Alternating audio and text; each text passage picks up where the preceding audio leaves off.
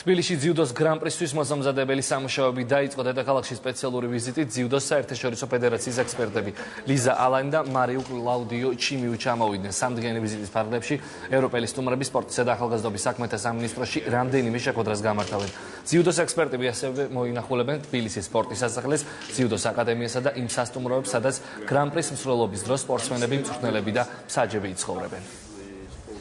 გახლავთ კომისია, რომელიც ამოწმებს მდგომარეობას, მდგომარეობა არის ინფრასტრუქტურასთან დაკავშირებით, შეხვედრები გაიმართა სამინისტროში, ფედერაციასთან, ძიუდოს ფედერაციასთან ერთად, აგრეთვე გაიმართება შეხვედრა ტელევიზიასთან, მე ვესაუბრე ტელევიზიის დირექტორს და გადაწყვეტილია, რომ უკვე პირველი არხი მოახდენს ტრანსლირებას პირდაპირ ეთერში ძიუდოს გრან-პრის.